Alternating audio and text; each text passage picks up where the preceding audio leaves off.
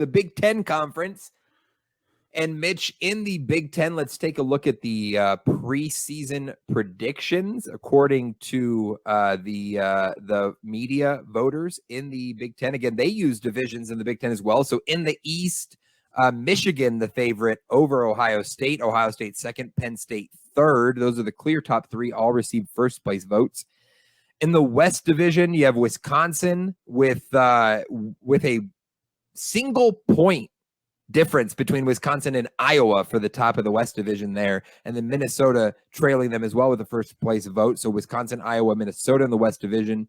Those are the favorites to come out of the Big Ten Conference. Really, this is going to come down to those East Division teams more so than those West Division teams. It's kind of a one-sided conference, very much so right now in the Big Ten. But your best team heading into 2023 in this conference is Michigan, the Michigan Wolverines. We're in agreement there, my friend. Okay, yeah. I mean, this is until Ohio State and Ryan Day can prove that they're going to beat them.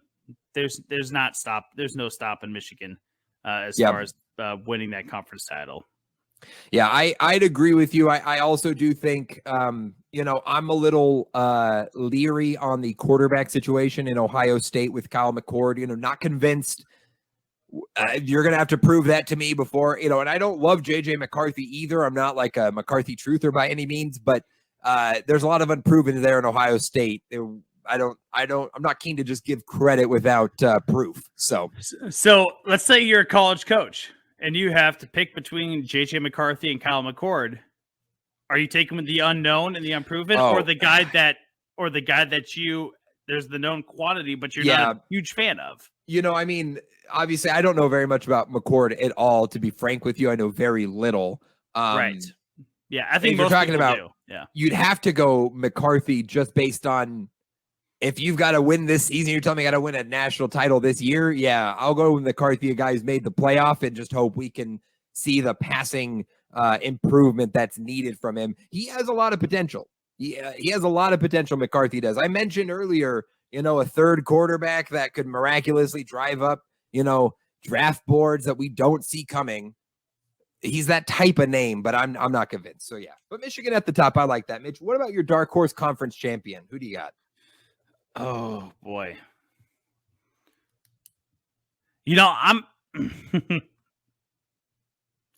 that's tough because there's the three obvious picks that could be there.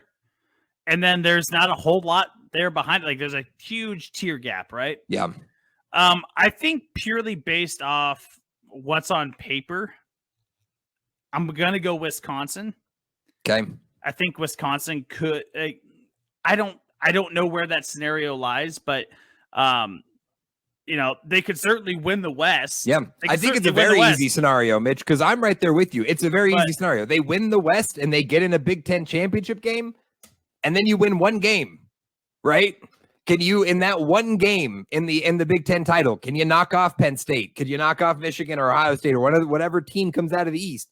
You get one shot at them. All you got to do is get there, and the West is pretty wide open. So I do think, yes, I do think they are a tier below those teams. I'm 100% with you, but it's all going to just come down to, can you beat them in the title game? And that's, that's not bad odds. It's like 50-50 odds in a neutral site. Yeah, probably better, worse odds than that, but that's not bad. If they do Wisconsin football and play good defense, then yeah, sure, absolutely. But Luke Fickell's there. We expect a bigger offense in Wisconsin, something we've never seen. They brought in the SMU quarterback transfer and Tanner Mordecai. So Braylon Allen, the running back, he's incredible. So there's a lot to like about Wisconsin, especially on offense, but a lot unproven still with that first year head coach. So sure, but yeah, Big Ten's a tough one because, as you said, very top heavy with the top three, and then really falls off after that. Do you have an overachieving team? Which team do you think is the most likely to overachieve in the Big Ten this year? I'm going to go with Minnesota. I think that Minnesota could overachieve and knock Wisconsin out of that West title. I think that Purdue was a fluke, and that Minnesota with PJ Fleck should should reset itself and become, the premier organization maybe outside of Wisconsin, the premier organization in the Big Ten West. So I'm going to go with Minnesota. Yeah, I like that pick. They're voted third in the West Division. And I think they definitely have a shot with Iowa, Wisconsin ahead of them. I think they could definitely come out of this division as the representative in the Big Ten title game. I'm going to go with Maryland on this one. The Terrapins over in the West Division, they are selected to finish, I believe, fourth behind those top three teams. So they are that next team. Taulia Tagovailoa comes back for another season, final season with Maryland. Had another fantastic year last year, and we'll look to do something special this year in 2023. Maryland's got a over/under win total right now, according to FanDuel, at 7.5 wins. So did Minnesota, by the way. Minnesota was also at 7.5 wins. So I think for both those teams, like I'd be really surprised if Maryland got to like 9 or 10 wins, because they're gonna have to play a lot of those Big Ten West East teams, and that's not going to be easy. But I do like that total for Minnesota. I think they could get to 9. So yeah, I will go with Maryland. Okay, I mean, yeah, I like it too. I mean, they're gonna have to beat Penn State, Ohio State, Michigan to get there, but that's, I think, is a great pick as a dark horse. I mean, maybe we find a Maryland team that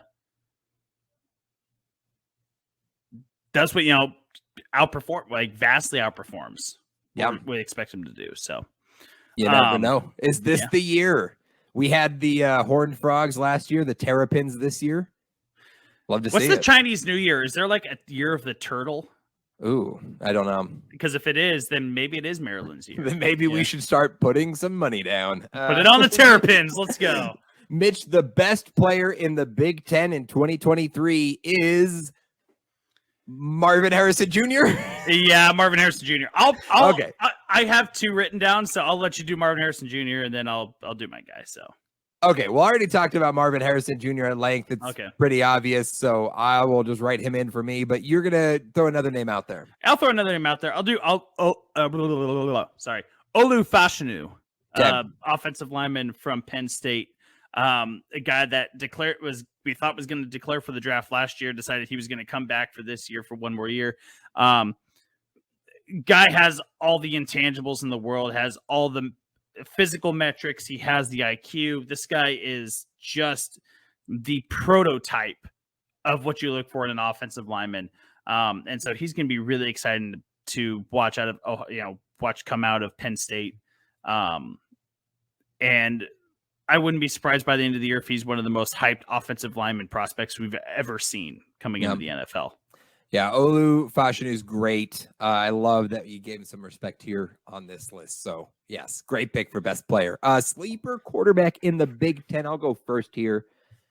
And I'm going to go with a transfer quarterback from the Big 12 over to the Big 10. I'm going Hudson Card, the Purdue quarterback, formerly of Texas. Actually, this was a guy that I was hoping my BYU Cougars would potentially pursue in the transfer portal as a raw prospect who hasn't got a lot of playing time, but has that potential and that pedigree. He comes over to Purdue in what should be a pretty friendly offense to him. No Jeff Brom. He moved. He's with Louisville now. So new looks for Purdue. He's following in the footsteps of Aiden O'Connell, but I think he's got some potential. I think he's got some talent. I'm very interested to see how he works out his first full year as a starter with the Power 5 team. So I'm going to go Hudson Card, the Purdue quarterback. Yeah, I mean, probably a good start there. I mean, guys would put up prolific numbers. The guy has a prolific talent set that we saw over at Texas. And I think that he's going to have a much better opportunity to let that kind of shine at Purdue. I went in a different direction. I went with Tanner Mordecai for Wisconsin, the guy that we've already talked about. Guys coming over from SMU, big numbers at SMU, high proficiency passing stuff. Guys just got all the arm talent in the world. And I think under a Luke Fickell offense, this guy has all the opportunity in the world to succeed under a Luke Fickell run system in Wisconsin. So I'm going to go with Tanner Mordecai. Okay. Most disrespected. Who you giving this award to, Mitch? I don't think we're disrespecting him right now, but I think that he will be disrespected. Is going to be Luke Fickell. Oh, okay. I think that if Wisconsin goes 8-5, people are going to instantly jump on the bandwagon of, well, what happened to Luke Fickell? He can turn, Cincinnati around. Why can't he turn Wisconsin around? Well, he didn't turn Cincinnati around overnight. He turned Cincinnati around over like a 2-year span. Give the guy some time. I think that Luke Fickell is going to be. This is presumptive, but I think that he's going to be disrespected unjustifiably in those first maybe year or two of his tenure at Wisconsin.